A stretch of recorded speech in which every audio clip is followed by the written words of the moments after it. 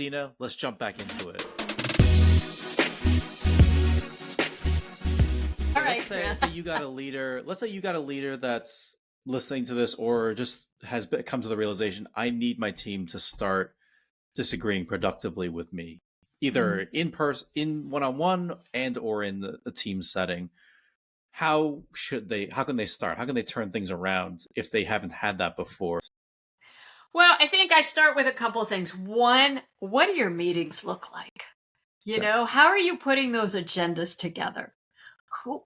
Who's invited to meetings and why? Does everyone who's coming to your meetings have a role? Do they have a purpose? I worked with a woman about a year or so ago. She would do a beautiful job of making sure in every meeting that everyone had talked at some point or shared a perspective or shared something, or she would ask them a question to get their opinion about a certain topic to make sure there was nobody in the room, right, that felt like, why was I here? I think one of the biggest things we hear often from teams is, yeah, we have all these meetings and I'm not really sure why I go. Right. So that's where I start is, okay, what's our meeting culture like? What are those about? Are we sharing information? Well, maybe there's a better way we can do that. Right. Are we using them as ways to crack the whip and, try to hold people accountable? Well, maybe there's better ways, to do that as well. So that's the first thing I look at. Then I want to look at what kinds of questions are you asking your team?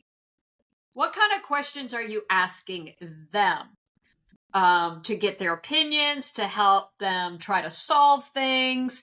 What kind of environment do you have around asking? And asking is such an important muscle, for us to learn how to use as leaders. What are we asking our teams to think about? Though, so when you think about, how those two things connect within meetings, what questions are you bringing to the table for the team? Are you inviting them to respond to, an idea and asking them, what's wrong with this? What would you do differently than this? What experiences have you had with our customers or our donors that you would say might counteract or contradict what I'm saying? Asking those kinds of questions. Where are we seeing, weaknesses in this idea? Can you get some data to show me what else we might have, what else we may need to consider before we move forward with this? So creating that, really the responsibility of asking the questions on yourself as the leader and really thinking through what kinds of questions are you asking your team? Because that's when you show them, right, that you value who they are, you value their opinions because you're asking. What if, leaders starting to implement or modify their team meeting so it looks like that, and people still aren't speaking up because of just a historical pattern and they're just not used to it yet? How would you start encouraging and reinforcing that it's okay to speak up or disagree? Well, I think it would start, for me, I love to give people things to do. Okay. I'm all about that. I never want to have a meeting without action steps. I don't like to do trainings or workshops where, people don't have something to do like in the next 30 days. Because then I'm like, yeah, what changed? What changed as a result of this? So I think it can start with, just being very specific and saying, hey, Lucie, when this meeting is over, I would like for you to go and find 2 or 3 things that contradict what we just talked about. And Chris, I want you to go find data that would be contrarian, to everything else we've just talked about. I don't know. I'm making that up, but giving people specific, responsibilities and then saying, and then we're going to meet in a week and I want you to come back and tell me, what'd you learn, what you experience, etc. So that, they have to speak. You've given them a responsibility. You've asked them to complete a task and then report back in on it. I think that can help change. I do a lot of work with boards, nonprofit boards especially, and I can't tell you how painful it is to sit and watch. Executive directors, CEOs get up and they stand at a podium and they give a report and then the board members say nothing. Mm, and they just, oh man, good job, you're doing good. Well, that's not why I want a board. yep. I want a board to help me think strategically and to, identify blind spots and identify opportunities that maybe when you're staff and we're too close to it, we don't see. And the only way I really see that, start to change is when staff steps back and starts asking the board questions, asking them to give thought to specific strategic, types of initiatives and ideas, and waiting for them, to reply to it, making the meeting specifically about, here's our three biggest questions we need your input on. Love that. I love the idea of, if nobody's going to disagree because they're just not comfortable or just not used to it yet, actively assigning somebody to do it so that you Mhm. get used to it. And then obviously, I think the implication is when they then bring up the contrarian data, you're not acting defensive or you're not being That's defensive right. about it. Because you asked them to. Right. Right. Yeah. That's awesome. I love that. Have you ever seen the movie World War Z I have not. I'm with Brad sorry. Pitt? You don't have to. Either way, I in can't the believe there's movie, a Brad Pitt movie I haven't seen, but no, I have not seen it.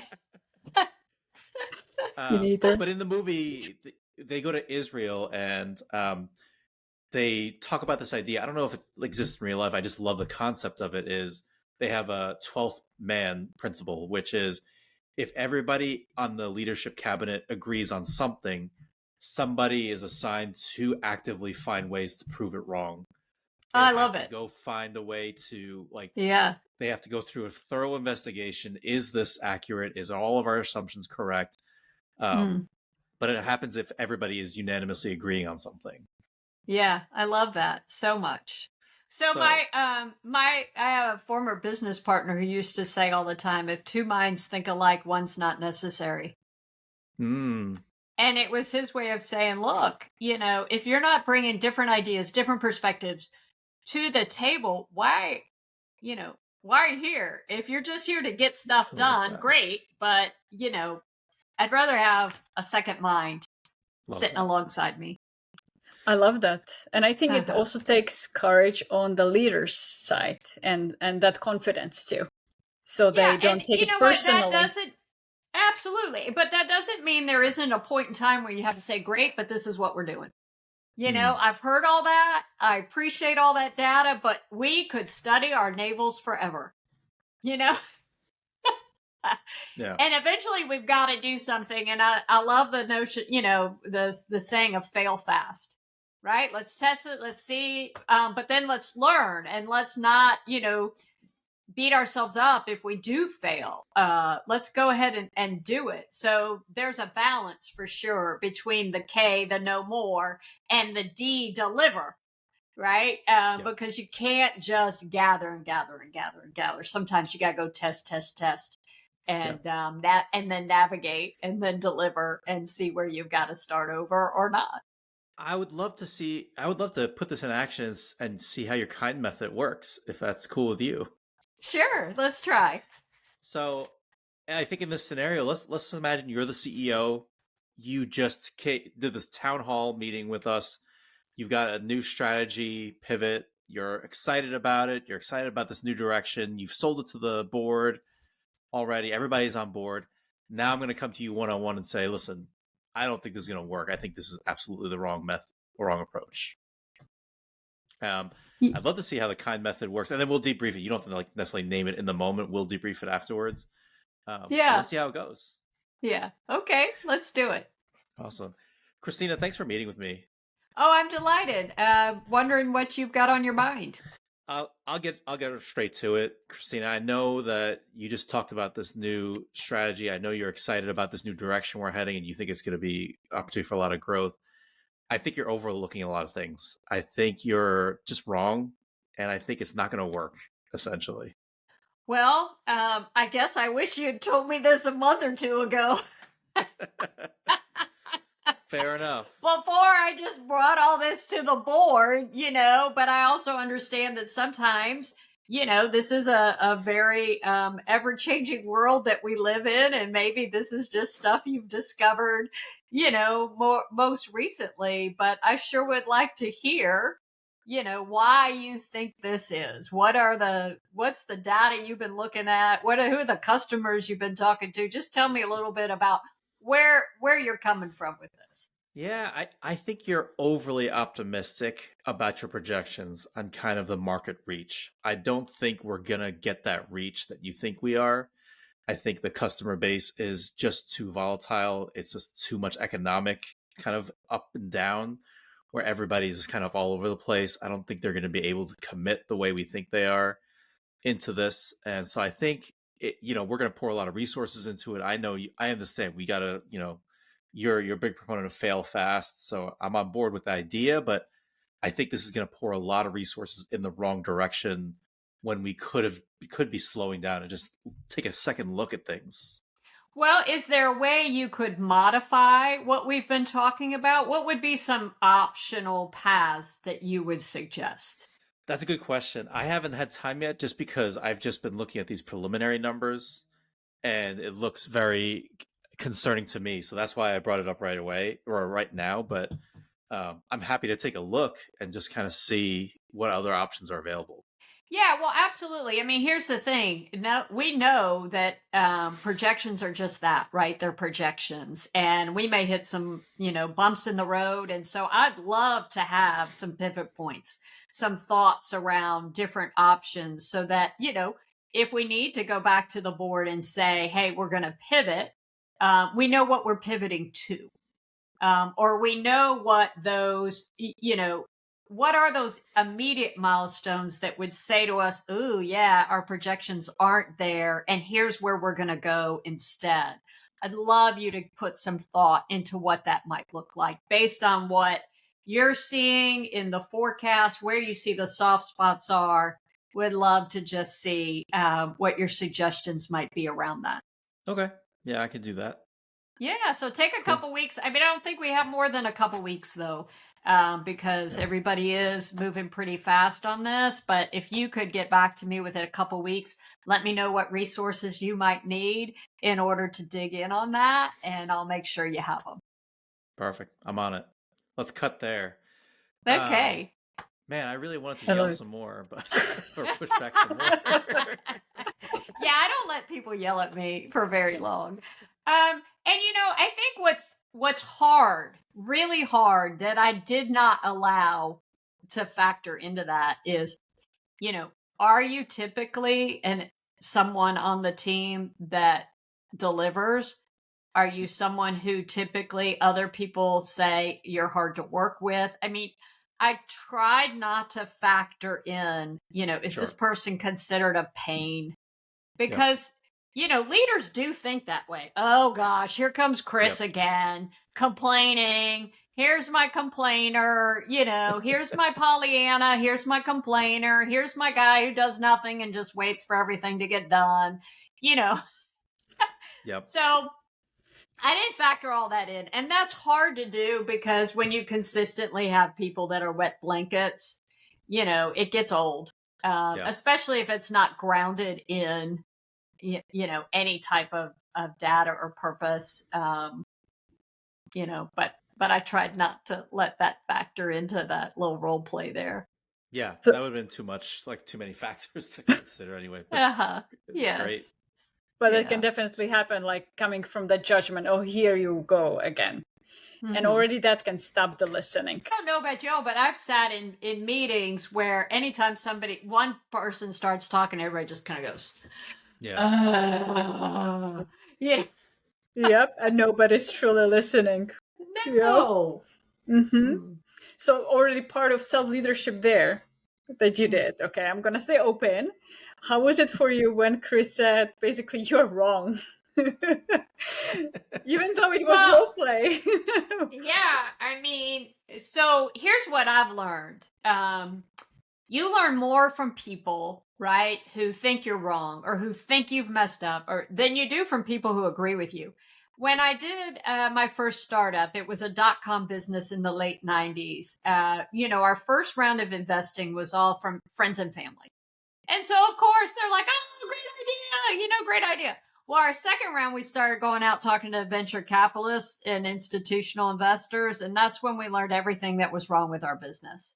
And, but we learned so much more talking to people who didn't like our ideas, who didn't like our business plan, who didn't like our projections than we did from the ones who were like, yes, that's so amazing.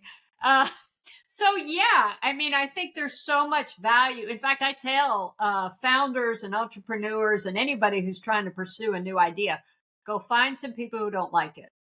Go find people who don't like your idea. Go find, investors who just think, yeah, no way that's going to happen. And then dig in and really listen to their reasons, because that's going to help you refine what you're trying to build. It's going to help you. Now, you may still go, full on and do it the way you wanted to do it anyway.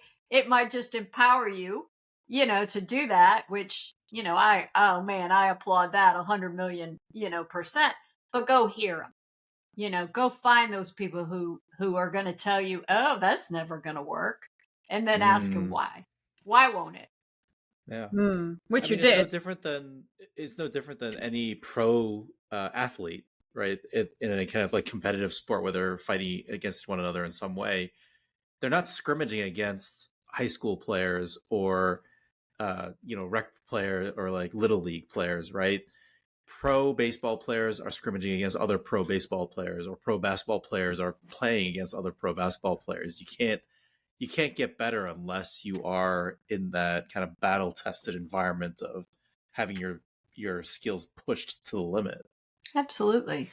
I mean, I think so much of what I write about in the book, Outrageous Kindness, comes from those tough moments in life where, I was dealing with cancer, or being a caregiver to my late husband, while I was simultaneously running a business and raising a child. And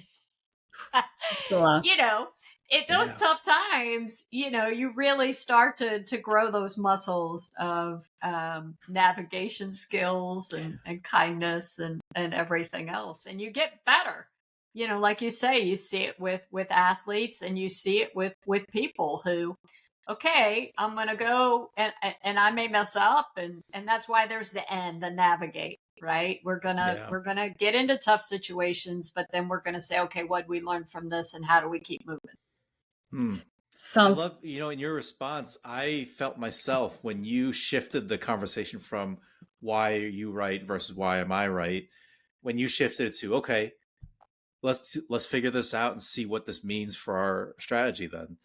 Like for me, I was like, well, I guess I just will have to go along with it now because there's nothing for me to fight against. Yeah, I quit fighting. Yeah. Yeah. Well, you know what? That's, and unfortunately, we started the conversation talking about that. There's so much in the world that wants to fragment us and keep us in different camps. I mean, social media is the worst at this, right? We scream at each other. We're not looking for a solution. We're not looking for common ground. And man, if we're not doing that, why are we doing it? We've got to get to solution. Okay. You see something, I see something, how do we get to that place where we're moving forward? It sounds like shifting from the judgment, oh, Chris again, to more curiosity. What could be the gift in here? That's right. And it's also, okay, getting back to what I shared about, I didn't take into account whether or not he was the constant naysayer or the Pollyanna. I've also now shifted the burden of proof on him from, okay, is he just always a naysayer, right? Or does he really have a concrete reason for coming and talking to me about this? That is now his responsibility, not mine, to figure out.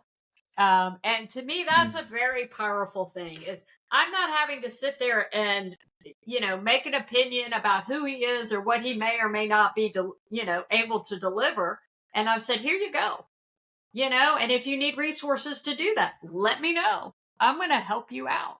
But then you better deliver.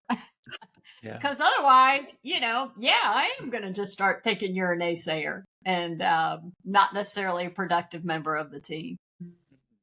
would that conversation have gone differently if I was just a constant complainer and I didn't have anything to back me up? I'm contrarian to the core. Well, I mean, if somebody is consistently like that and not able to come up with solutions, right, then you do have to start looking at, is there a better place for this person in the organization? Okay. I've seen a lot of teams get dragged down by one, person who just isn't bought into the vision, isn't bought in, but they don't have any reason for it, right? They just want to be that contrarian and smarter than everyone else in the room. We always say, though he thinks he's the smartest person in the room, not as a compliment, right? So I think as a leader, when you see that kind of behavior and you've given opportunity for that person to, have the resources they need to do something that is, contrarian or option or a different, prove out a different opinion, and they don't, then, maybe this is just an issue of them being in the wrong role on the team. I also liked how you put it, actually, that responsibility back on Chris, where I work with a lot of leaders who are overwhelmed, and what they often do without even realizing, okay, yeah, let me look into this. Yes. Yeah. We talk a lot about leaders, letting everybody put their monkeys on their back. Yeah. Instead of saying, no, you go figure that out and then come back and see me. Or please, go find a solution. Please go bring me some, ideas that, sure, if they are contrarian, that's fine, but bake them out for me. Have you always been that way, that it was easy to push back and put it back on people? If you have a question, yes, give me, do some research, bring me some ideas. So, my dad was a good just advisor on life. And he used to say all the time, the biggest thing you can do as a person or a leader is to find those things where your involvement really is necessary to making a difference, and then finding people to do everything else. Right? And so I'm all bought in on that. I'm not necessarily sure I'm the one who needs to do the laundry in order, to make my best use of who I am and my time. And I say that as a joke, but no, I mean, seriously, it is. It's about, in your role, whatever it may be, head of the organization, head of a team, really driving into, what do you need to do? What is it that brings the most value to the team, the organization, the company, the results, the revenue, whatever. And then how do you make sure everything else is done by people who feel as passionately about those things? And making sure it doesn't all get dumped on you. Sounds like it comes back to the the intention, and really, that's right, the impact. The impact. Yeah. And also setting boundaries with themselves if they know that they usually take it on. Really pausing, being intentional. Yeah, and it's hard. It is. Founders, I mean, especially for founders, they think they've got to do everything and it has to all be done a certain way, and it's hard. It's really hard. And how would you, let me phrase the question. Let's say you have a CEO or leader of a multi-level, they're big enough they have multi-leadership levels. How would you start having the CEO start encouraging the next leadership level, the VPs, to also create that type of culture within their teams and departments? Yeah, wow, what a great question. Well, I'm no HR expert, but really looking at where are the incentives for people to, generate new ideas, to provide feedback. What does that look like? Are you measuring that? I think that's one big question you can ask is, how are we measuring it? How are we measuring, whether or not people are, and sometimes an easy, look at that is how many people are calling in sick pretty regularly and coming in late and complaining about their coworkers, or, getting back to that $2 billion a day in uncivil behavior. What does that look like for you? That's going to tell you a whole lot. So I think it's in some of those metrics and the data. And again, so I hate surveys, but you got to do them. Only because I hate filling them out. I tell people all the time, when I pass away, I'll know where I am, because they'll either hand me a stack of paperwork or let me just go on. Yeah. Yeah. Kristina, let's imagine somebody skipped the first half of this episode. They skipped last week's episode, and they, for whatever reason, turned this episode on and they need to catch it up. I know. And then they fast forwarded to just this part for whatever reason. They're like, they just want to play it by ear. What are the 1 to 2 big takeaways you would have for them? Yeah. Number one, I'd say be careful of building a culture of assumptions, right? Assuming that you know the answer, assuming that what you think, assuming that the data you consume is right. We live in a world where it is really hard to get exposed to new ideas, new perspectives. In fact, if you look at a lot of what's going on, there's a lot being done to have you think that, some people, don't even have value to bring to the table. So watch out for that. You've got to fight the culture of assumptions all the time.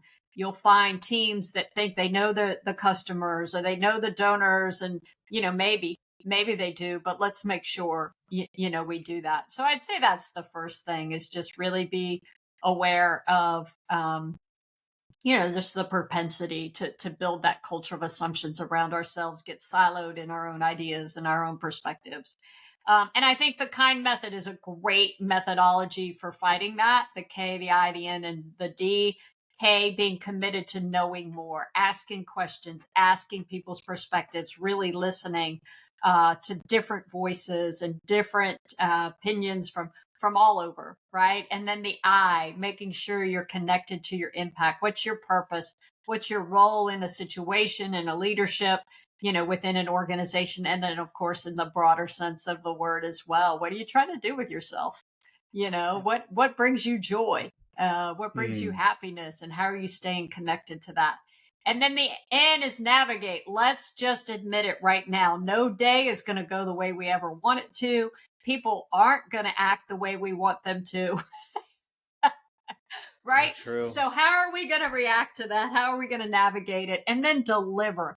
Okay, here's another thing within our culture. We have so many reasons why we can't. And I always say, how powerful is it when we focus on why we can and we get it done? We build so much trust, so much social capital, and so much better results when we just say, we're going to make it happen. And then we do. Nice. How can people find you? How can people get your book, your best-selling book that has been sold out for weeks now and is on everybody's list? I think President Obama recommended it and endorsed it. Yeah, so first of all, my website is outrageouskindness.com, and would love to connect with people there. The book, Outrageous Kindness, I'll show you a picture. It's available on Amazon, and I'm very proud. We have an amazing local bookstore here in Oxford, Mississippi, Square Books, and they are actually taking orders for signed copies.